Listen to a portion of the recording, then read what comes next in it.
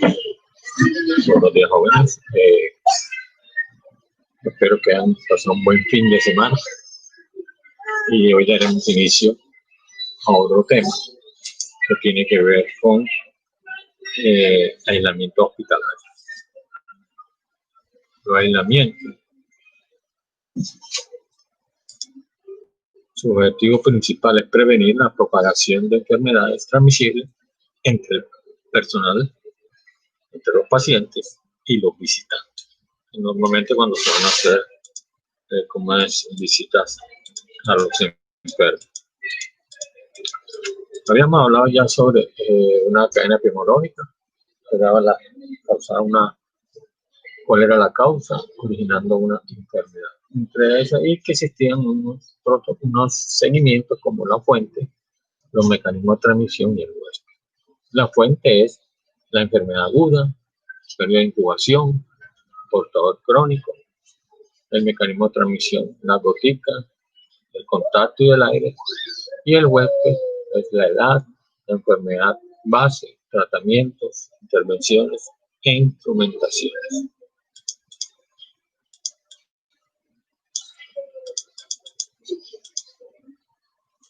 Precauciones universales. Para todos los pacientes, sin importar su diagnóstico o nivel presumible de infección.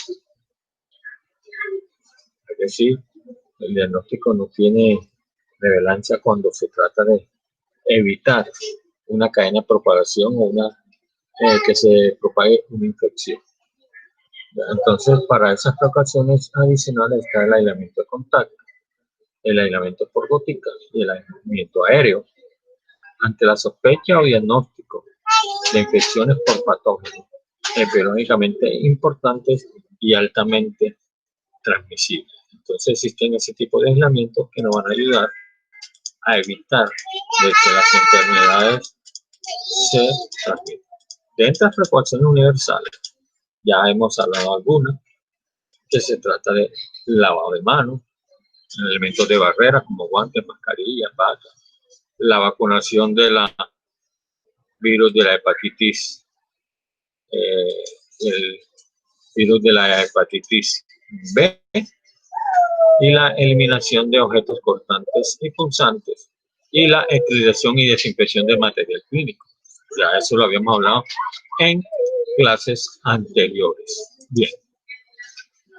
Dentro de esa manera de transmitirse enfermedades, ya existe la transmisión por contacto, que puede ser de manera directa o puede ser de manera indirecta. De manera directa, de persona a persona, y de manera indirecta por un objeto contaminado.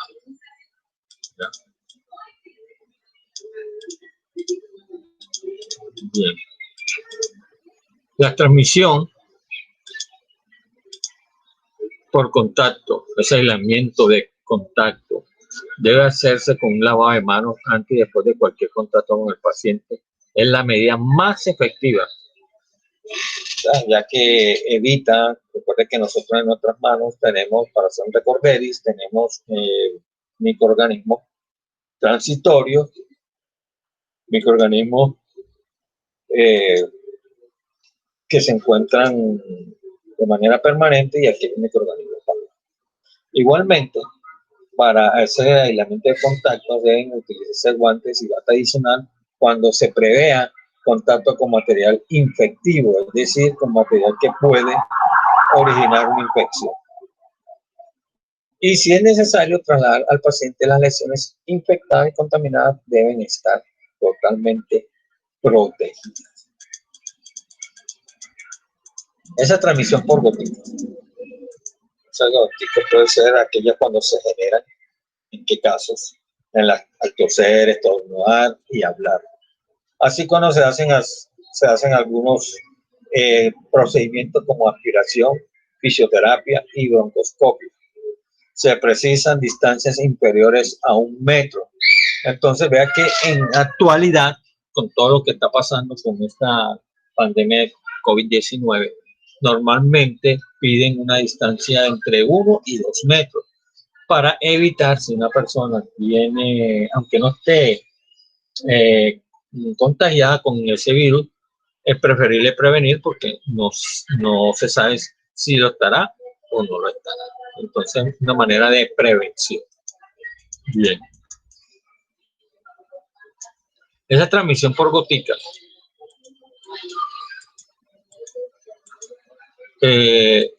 para evitar infecciones se debe ubicar un paciente en habitación individual. ¿Ya? Solamente en aquellos pacientes que básicamente están sanos, entre comillas, sí se podrá hacer habitación compartida. Pero en aquellos casos en que se presente una infección, lo más recomendable es que el paciente tenga su propia habitación. Bien. Se utilizará mascarilla quirúrgica siempre que se trabaje a distancias inferiores a 1 metro. Es decir, si el paciente que se va a tratar requiere estar cerca, menos de 1 metro, es preferible usar una mascarilla quirúrgica. E igualmente, cuando se haga el traslado de pacientes, debe usarse también este tipo de EPP, que es la mascarilla. La transmisión por aire. Los núcleos de gotitas evaporadas capaces de permanecer en el aire largos periodos de tiempo, pues no ser inhaladas por un hueco susceptible. Entonces, por eso es que se dice que, a ciencia cierta, que el COVID-19, si una persona está contaminada y estornuda, deja en el ambiente donde ha estornudado ese virus. ¿Qué sucede? Que al pasar usted por ahí, puede llegar y también adquirir. Bien. Esa transmisión por aire tiene que hacerse un aislamiento. ¿Cómo se hace el aislamiento aéreo? Se debe ubicar en el paciente una persona individual y que esas ventanas y las puertas que tiene esa habitación deben estar totalmente cerradas. También se deben utilizar mascarillas de protección inspiratoria, o sea, los respiradores para entrar en la habitación, y se limitará el movimiento de estos pacientes cuando sea prescindible. Se utilizará mascarilla quirúrgica. ¿Por qué no se limita el movimiento de estos pacientes? No se pueden estar trasladando de un lado a otro porque puede, por donde vaya pasando, vaya dejando el aire contaminado. Bien. Ahora, ¿cómo se hace la vigilancia epidemiológica de los aislamientos? Vigilancia epidemiológica significa vigilar de una manera estricta las enfermedades que se han presentado dentro de esos hospitales atrás cuando se hacen aislamientos hospitalarios. Entonces, vemos aquí entonces lo siguiente. Fuente de información, la microbiología, admisión y sospecha clínica, se hace a través de la medicina preventiva. Se hacen unas actividades como son la valoración del aislamiento, medidas de aislamiento, el registro de IKEA, seguimiento del paciente, y esa evaluación se hace a través del fallo del sistema, estudio de brotes e informes anuales. Entonces aquí podemos ver del Hospital Universitario una manera como se hace a través de un software, porque eso se lleva a través de un software igual en odontología, medicina y todo se hace. Bien. En el aislamiento del 2008, entonces vea que, mira, en el azul es el que más se hace, más aislamiento porque es por contacto. El respiratorio es un 5% y el gótica es un 1%. Entonces, como pueden ver, uno se puede enfermar más a través de eso. Aquí tenemos un cuadro de la frecuencia de algunas enfermedades ya cuando nos han hecho aislamientos. Y de acuerdo al tipo de servicio, se hace cuando es tratamiento médico, a través de los tratamientos quirúrgicos, cuando está en UCI y cuando está en... Entonces, como pueden ver, la frecuencia se da más cuando se hacen atenciones médicas que quirúrgicas. Entonces, aquí podemos ver cuadros comparativos. Pero eso no tiene ninguna relevancia para nosotros.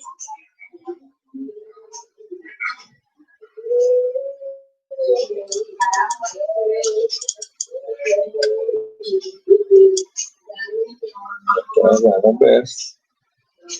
Esos son ya cuadros gráficos, ¿no? Por lo menos esta aquí, vemos como esta sonora arenosa es un organismo que es resistente a un tipo de antibiótico.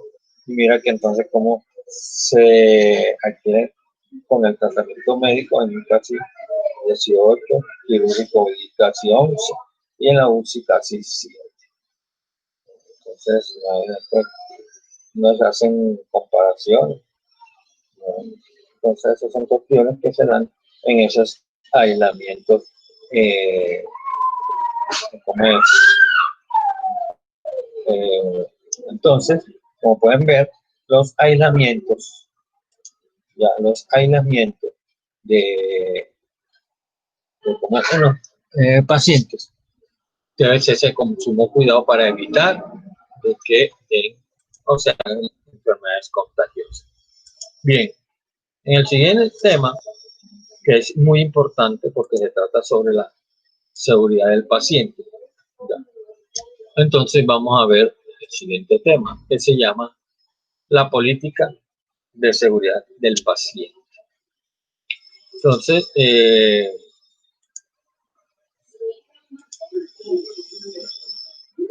tenemos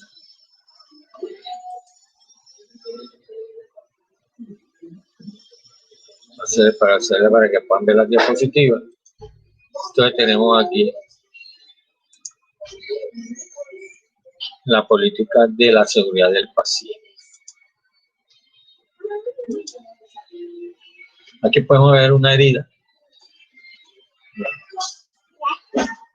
bastante profusa, con exposición de tejido interno.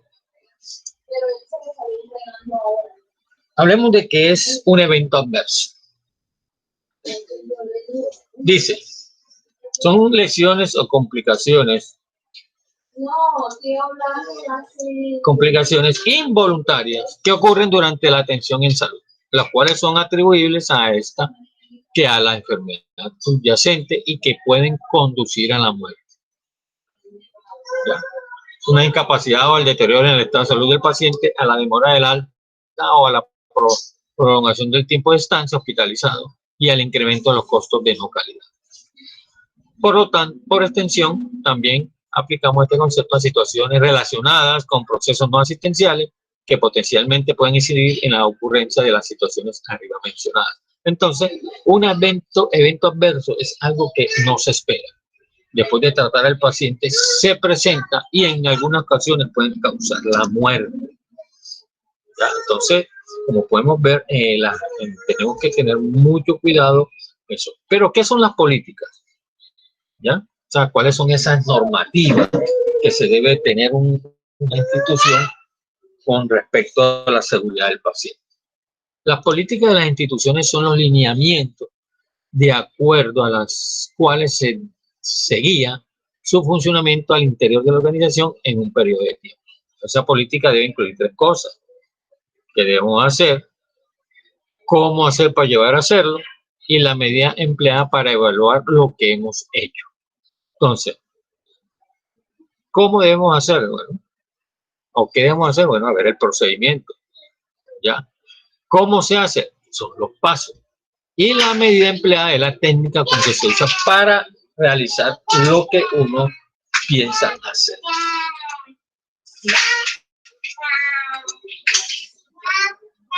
También entre esos, las políticas, la cual debe estar basada en un análisis de las condiciones reales.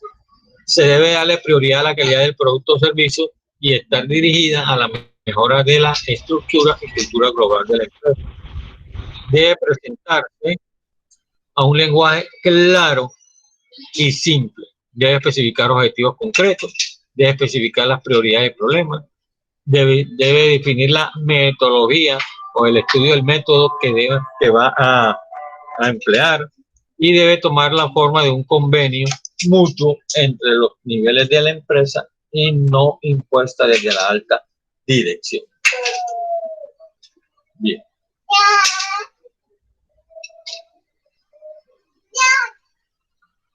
Además, debe ser concreta y específica cuanto más abajo llegue a los niveles de la empresa. Es decir, que todas las políticas que se emiten en una empresa, en este caso de salud, se debe mediar que llegue hasta lo más bajo de los niveles para que alcance o cubra totalmente la empresa. Bien. Debe tener límites definidos en el tiempo, objetivos y campos de aplicación claramente definidos. Debe incorporar métodos para transmitir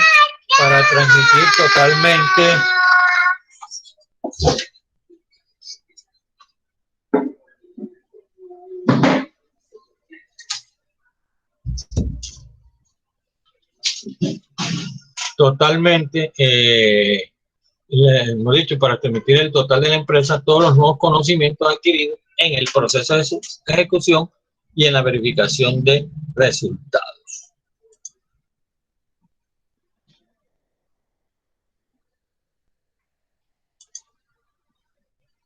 ¿Qué es implementar? Llevar a cabo un plan o diseño o estándar. O en otras palabras, poner en marcha un proceso. ¿Ya? Entonces, cuando se dice implementar es, bueno, vamos a hacer algo para evitar esto, o vamos a implementar una medida de protección para tratar de que no haya, por lo menos, accidente de trabajo y cuestiones por el estilo. Entonces, eso es lo que significa. ¿Qué es una estrategia? Es la adaptación de los recursos y habilidades de la organización al entorno cambiante, aprovechando sus oportunidades y evaluando los riesgos en función de objetivos y metas. Entonces, eso es lo más importante sobre qué es una estrategia. ¿Qué es un tamizaje? Examinar o seleccionar consensivamente. Es la aplicación de pruebas que permiten identificar personas o situaciones que presentan un riesgo mayor de presentar una alteración determinada. Entonces, el tamizaje es como un análisis que se le hace a un paciente para determinar si puede dar origen o presentar un daño más severo en cualquier situación que se haya presentado. Eso es también para evitar más que todo se hace el tamizaje con ese propósito. Bien. Normalmente, los aspectos legales tienen que ver con los derechos humanos y los derechos fundamentales. Los derechos humanos es la dignidad del ser humano, constituye la razón de ser, el principio y fin último de la organización del Estado. ¿Qué quiere decir eso? Normalmente, ustedes ven que las instituciones hospitalarias colocan o entregan derechos y derechos y los deberes del paciente. Entonces, en este caso, que es un derecho humano, la dignidad, tiene que ser priorizado en el paciente cuando asiste a una organización, o en este caso a una clínica o un hospital, etcétera, y que tengan que ver tanto, así sea de índole privado o de índole público, que sea del Estado. Y los derechos fundamentales: derecho a la vida, derecho a la seguridad social, derecho a la salud y el derecho de los menores. Bien.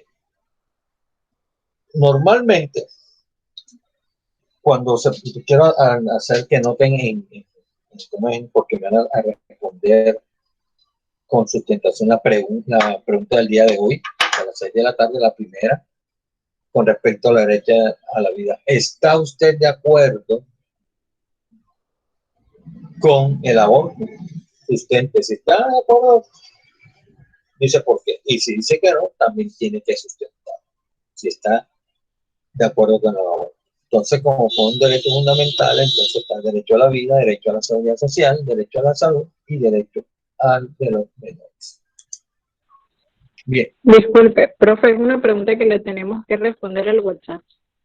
Al WhatsApp, sí, señorita Dana. Bien. Los principios éticos y ético-médicos, lo que uno tiene que tener, muchachos, cuando el hecho de que usted no sea médico, pero hacemos parte del personal de salud, tenemos que tener una ética, ¿ya? Una ética en salud. La primera, usted tiene que actuar en el mejor interés del paciente, que quiere decir buscar el beneficio siempre del paciente. Segundo, no hacer daño, ¿ya? Aunque no sea totalmente, porque no, de pronto no te está tratando el paciente, haciéndole como es algo, entonces usted no lo hace porque de pronto quiera, sino que se va en procedimiento y entonces se presenta esa situación. Respetar la libertad del paciente para tomar decisiones sobre su propia vida, actuar con justicia. Ojo con esta parte, recuerden que está el secreto de la confidencialidad, es decir, el secreto profesional. Como el paciente le revela a ustedes muchas cosas a través de la historia clínica, usted no puede llegar e ir deambulando, hablando sobre eso que con lo que el paciente ha sido muy delicado y que le ha confiado a usted en el ejercicio de la salud, es decir, en el ejercicio de su trabajo. Usted no puede llegar y si el paciente tiene qué enfermedad, llegaría a su casa, a su amigo, no, que tenemos nada, porque sería violar el secreto profesional. Ahora, si se presentara un caso en que el paciente se enterara, prácticamente demandaría al profesional de la salud, sin saber de que la fuente de esa información ha sido salida de su secretario. A él podían, de pronto llamarle una recomendación, pero de pronto usted sí podía perder el trabajo por no guardar ese secreto profesional. En el ejercicio profesional, el médico respetará las convicciones del enfermo o a su allegado y se abstendrá de imponerle las pruebas. Es decir, ¿qué quiere decir eso? Que el médico tiene que respetar lo que el paciente diga sobre cierta situación y no decir eso. Otra cosa es muy bien es que por lo menos en nuestro ámbito del campo profesional de odontología, pues se trata no sino decirle al paciente de qué es lo que es mejor para comer, para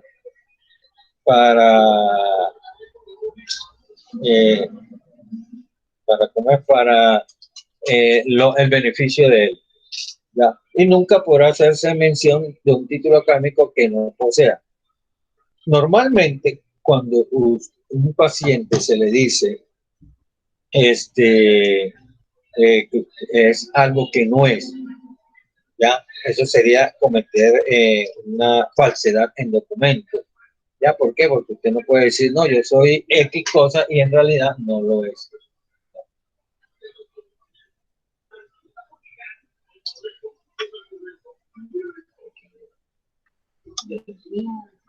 Ya.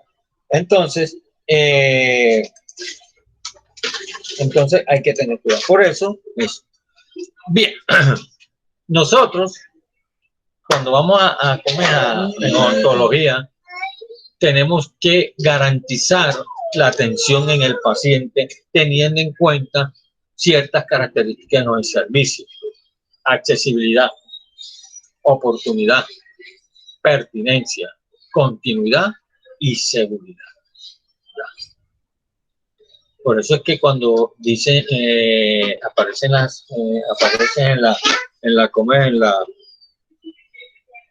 en las empresas, aparece política de calidad. Significa es que uno tiene que ser mejor todos los días. ¿Ya? Bien. Muy buenos días, señorita Alejandra. Llegó tarde a clase. Bien, entonces tenemos esa situación que se presenta. En la conceptualización de seguridad, ¿qué tenemos que tener claro con respecto a eso? ¿Qué es seguridad? Es el conjunto de elementos estructurales, procesos, instrumentos y metodologías basadas en evidencias científicamente probadas que propenden por minimizar el riesgo de sufrir un evento adverso. Ese evento que ya les definí al inicio de la charla, en el proceso de atención de salud o de mitigar sus consecuencias. ¿Qué quiere decir eso? Con el propósito de evitar que aparezcan ciertos riesgos que puedan causar la muerte del paciente. Bien. Tenemos esa ahora habíamos hablado sobre la conceptualización de seguridad. Entonces vamos a hablar sobre la conceptualización de seguridad del paciente, donde dice que igual es el conjunto de estructuras o procesos organizacionales, es decir, están bajo la responsabilidad de la empresa o de la clínica o del hospital o del consultorio odontológico o de la clínica odontológica, que reduzcan la probabilidad de eventos adversos resultantes de la exposición al sistema de atención a lo largo de enfermedades y procedimientos. Entonces, ese evento adverso se puede originar cuando se está haciendo atenciones donde un paciente tenga una enfermedad y que se pueda agravar más, y cuando se hacen procedimientos médicos. Bien. Resulta que en la seguridad del paciente aparece donde el registro Sistema Único de Habilitación. ¿Qué es eso? Para hablar un poco de esto. Es cuando la institución, por lo menos yo voy a prestar un servicio en odontología, pongamos que voy a prestar el servicio de cirugía menor. Entonces, ¿qué tengo que hacer? Yo tengo que ir a presentar unos formatos, unos papeles, unos requisitos donde demuestre que la clínica o el consultorio tiene los requisitos, tiene la infraestructura, tiene el personal, tiene la idoneidad para hacer ese tipo de servicio, y me dan ese pequeño un papel donde dice que está habilitado para poder atender en ese procedimiento. ¿Qué normatiza? Normas y requisitos y procedimientos. ¿Para qué? Para establecer, registrar y verificar y controlar. ¿Cuáles son las condiciones básicas? Tecnológica y científica, tener suficiencia patrimonial y financiera y capacidad técnico-administrativa. ¿Ya? Entonces, vea que esto no es que yo quiera, es obligatorio. Si yo quiero prestar como prestador de servicios de salud, tengo que tener, y tiene que sacarse, y que estar a la vista de los pacientes para que ellos vean, no, si esto es una prueba de garantía de calidad de que al prestar yo el servicio, el paciente verifique de que sí, de que tiene los requisitos para poder ejercer ese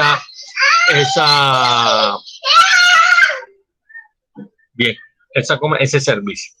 En la política de seguridad del paciente, donde dice que es un conjunto de acciones y estrategias que ofrece al sistema obligatorio de garantía de calidad para proteger al paciente de riesgos evitables que deriven de la atención de salud.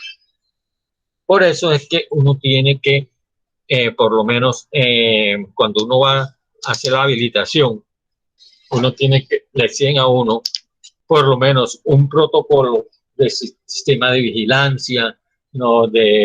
También de farmacia, también de cómo se hace un procedimiento quirúrgico, cuáles son los pasos para hacer una resina, a través de unos pequeños libros que uno tiene que hacer. Y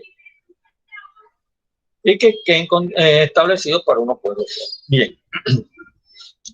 ¿Qué se requiere con respecto a la política de seguridad del paciente con respecto a la estrategia?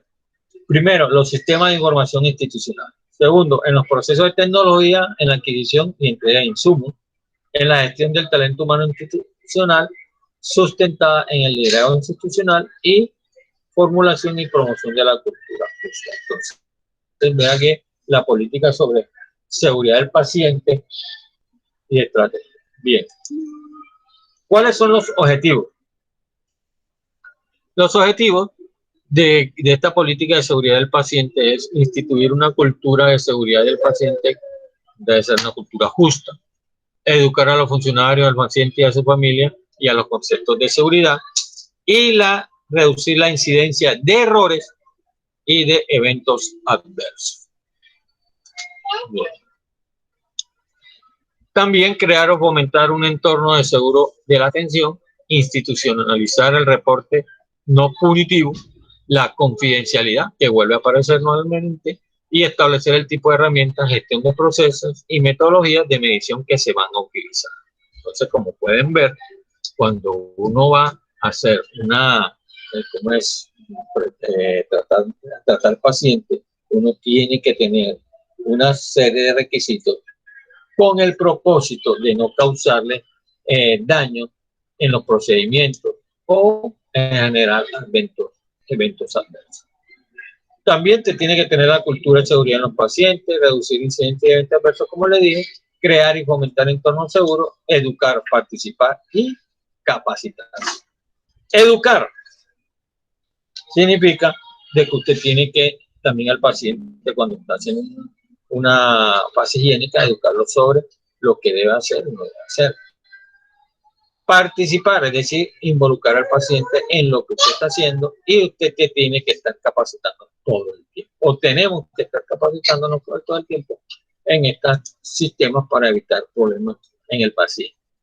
También tienen estrategias para su operación, sistema de reportes, la confidencialidad del análisis y homologar conceptos y definiciones. Es decir, homologar significa que se emparejen o que tengan o que todos hablen el mismo idioma. No es que una cuestión diga a una persona y todo eso. Eso tiene que ver con los lineamientos de la política institucional de seguridad.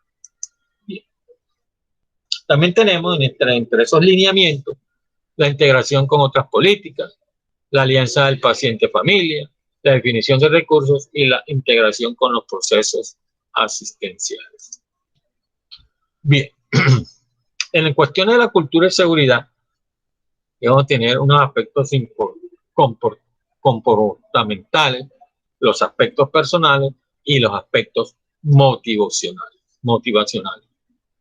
En el primero tiene que ver con el comportamiento del paciente, en el segundo que tiene que ver directamente con la parte personal y los aspectos motivacionales significa cómo se debe motivar para que se genere esa cultura de seguridad. Bien, entre la cultura y seguridad existe el clima organizacional, la personalidad del individuo, que de pronto también tiene que ver con el tipo de trabajo, con los factores laborales y la presión del grupo. Entonces, como pueden ver, también hace parte, aquí donde entra la parte de talento humano. También tenemos el trabajo en equipo, el entrenamiento adecuado, la selección adecuada y la relación con los jefes. Es importante de que entre una institución de salud, digamos, una clínica odontológica, que es lo que nos compete, todo el personal odontólogo y el personal administrativo y el personal que trabaja como auxiliar debe participar de una manera que el trabajo en equipo permita garantizar la salud del paciente. Todos tienen que hacerse entrenamiento, capacitación y también tiene que seleccionarse de una manera adecuada aquel personal o aquellas situaciones o aquellas normas que nos permitan esa misma garantía en la salud del paciente. Y lo más importante, esas relaciones que deben tener con los jefes. ¿Ya? Bien, la cultura de la seguridad reúne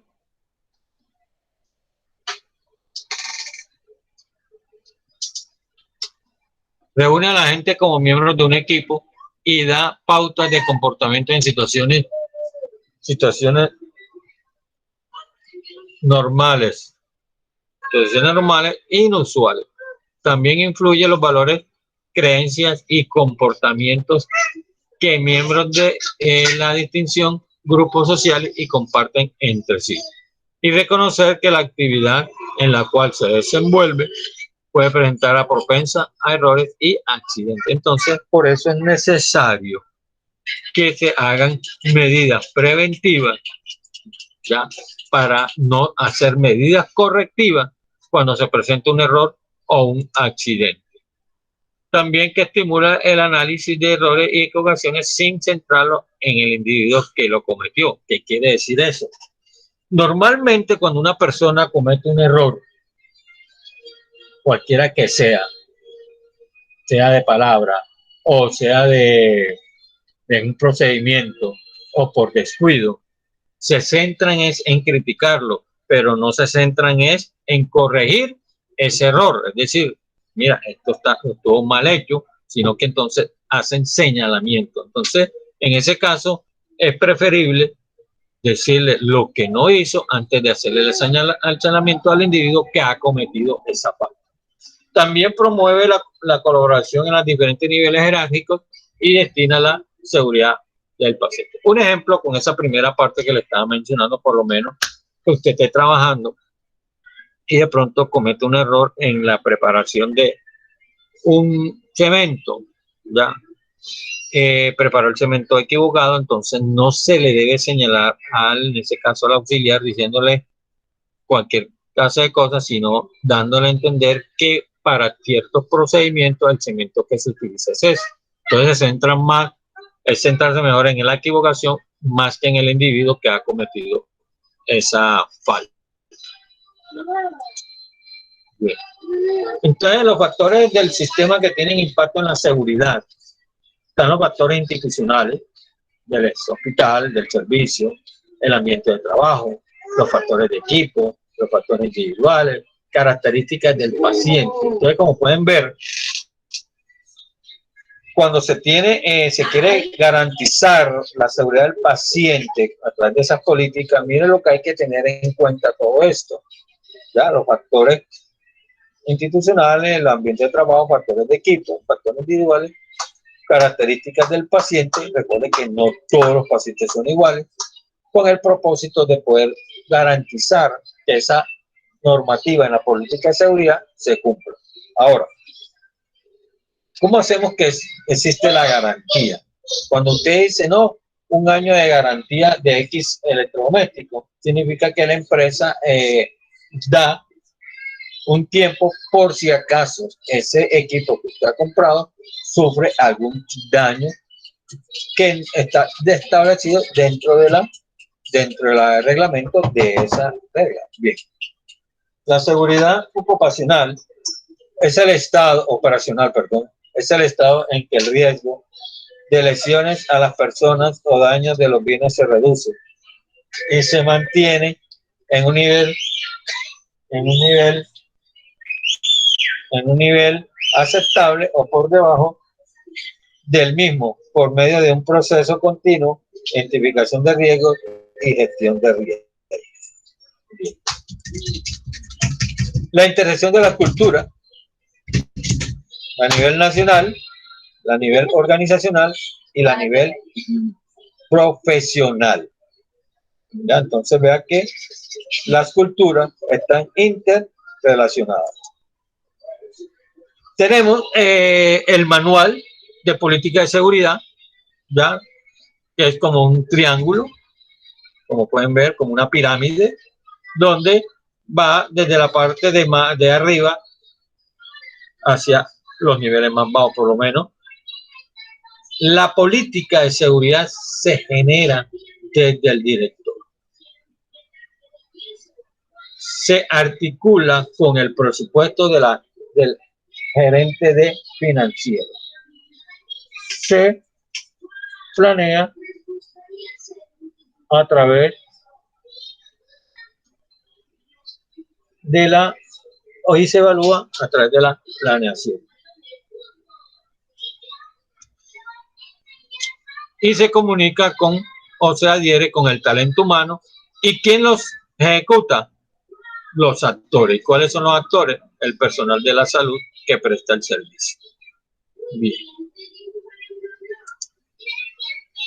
Entre la cultura organizacional o corporativa es la que establece las pautas para un comportamiento aceptable a un lugar de trabajo, estableciendo normas y límites en un marco de preferencia para la toma de decisiones por parte de los gerentes y empleados. Bien. También integración con otras políticas, la misma alianza entre paciente y familia, definición de recursos y la integración en los procesos asistenciales.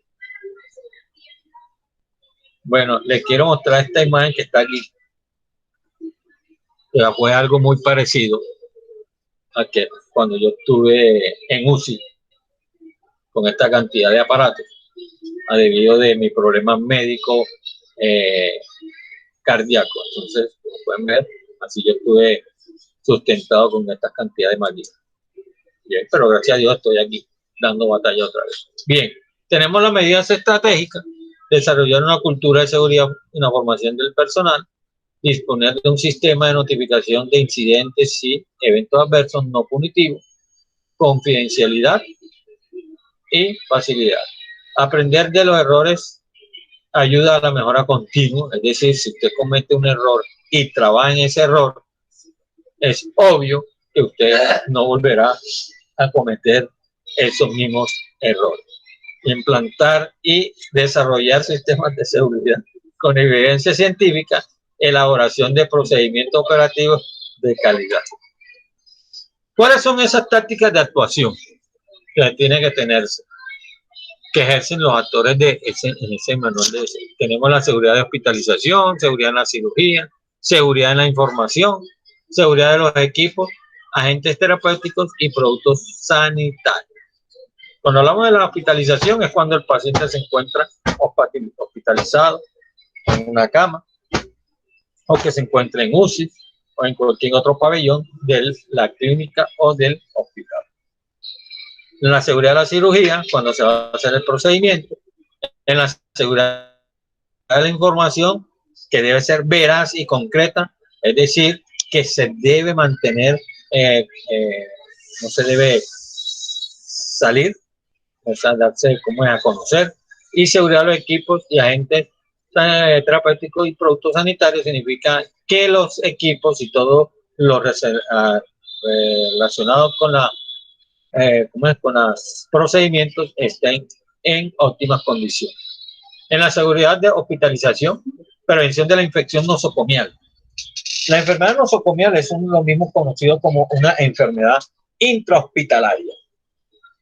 Esas enfermedades son las que se adquieren dentro de un hospital.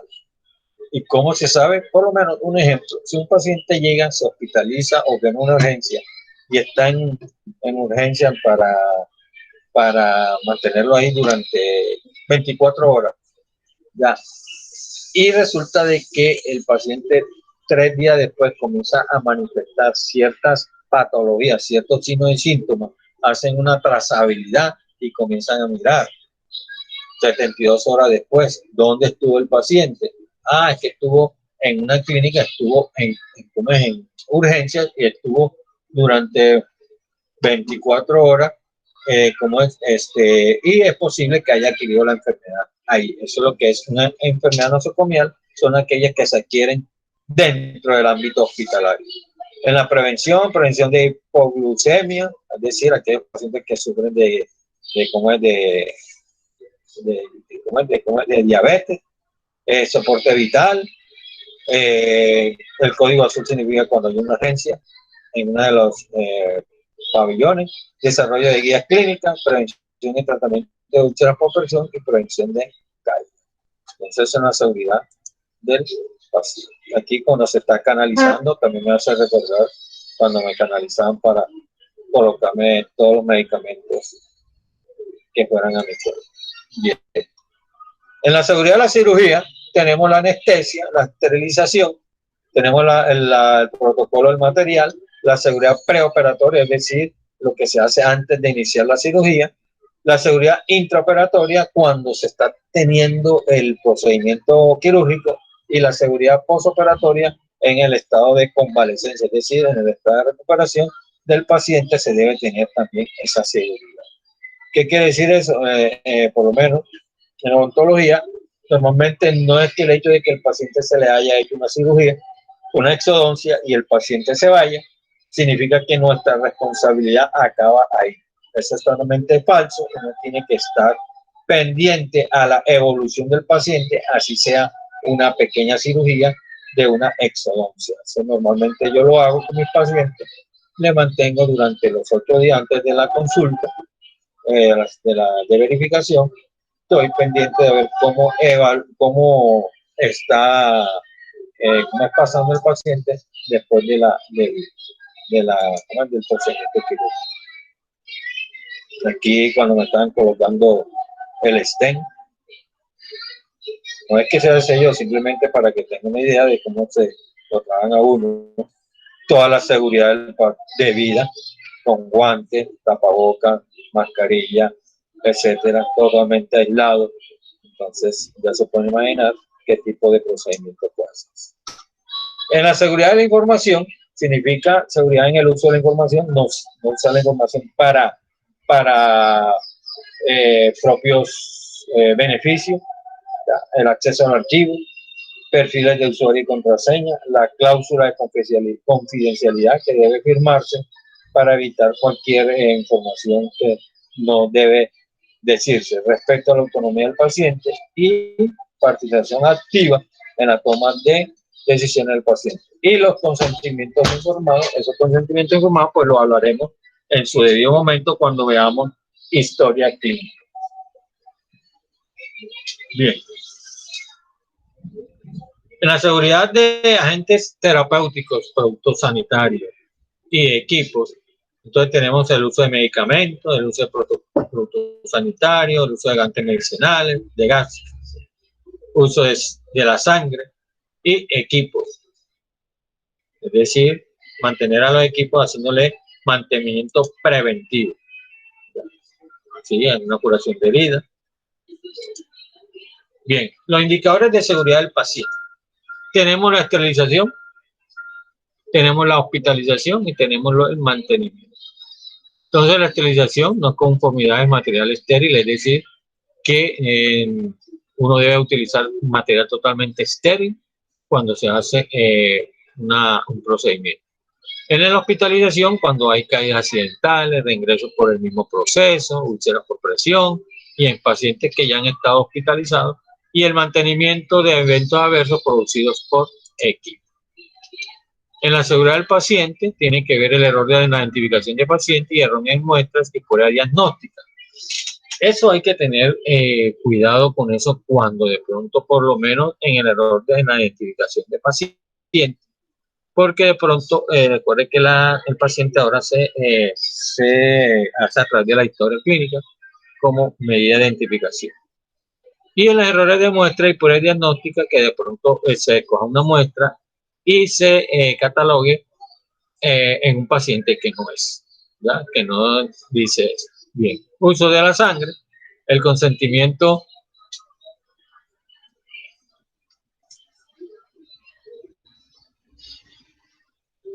informado en la transfusión.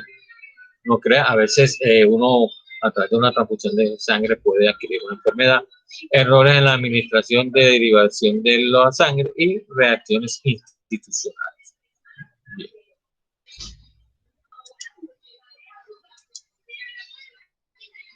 ¿Cuáles son las estrategias que se requieren, ¿ya?, en la política de seguridad del paciente? Los sistemas de información institucionales, en los procesos de tecnología, en la adquisición y entrega de insumos, en la gestión del talento humano institucional, sustentada en el liderazgo institucional y formulación y promoción de la cultura justa. Esta parte lo voy a traer a colación sobre el talento humano institucional, ¿ya? Cuando a mí se me hizo en la Reina Catalina, ¿ya?, que ojalá no se atiendan ahí, no quiero hablar más de las instituciones, pero como personal de la salud y como paciente, deja mucho que desear, ¿ya?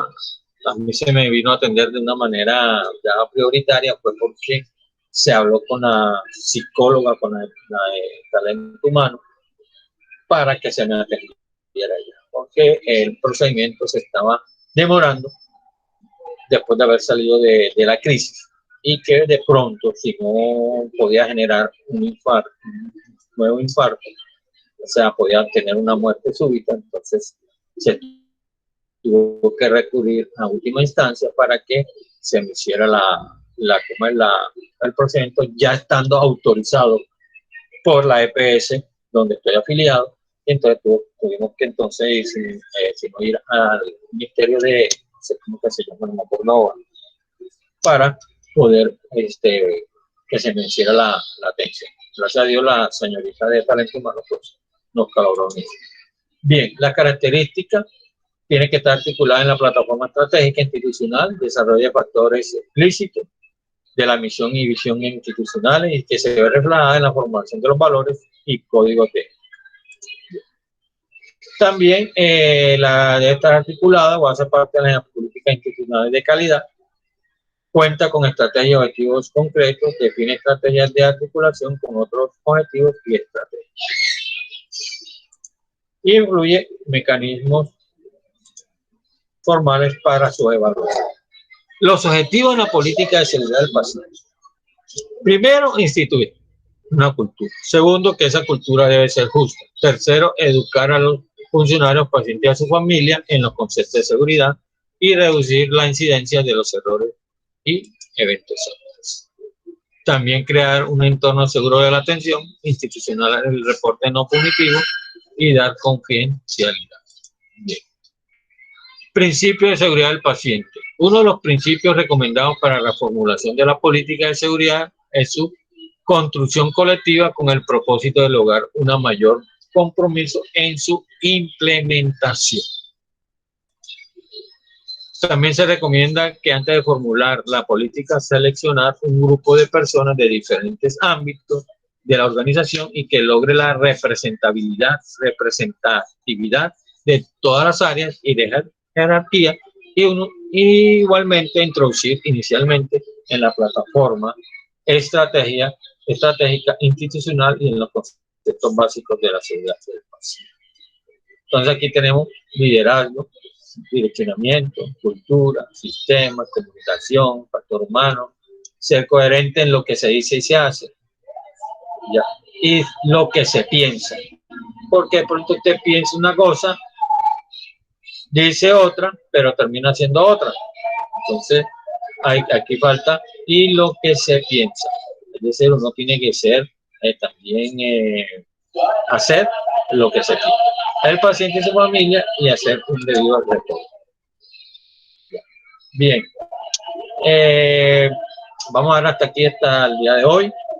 Ya tenemos bastante material sobre la política de seguridad del paciente y tendremos el manejo de los residuos hospitalarios a lo largo de esta semana. Entonces la pregunta de hoy, si está de acuerdo con el aborto o no, y la segunda es, anoten por favor, ¿por qué es importante la política de seguridad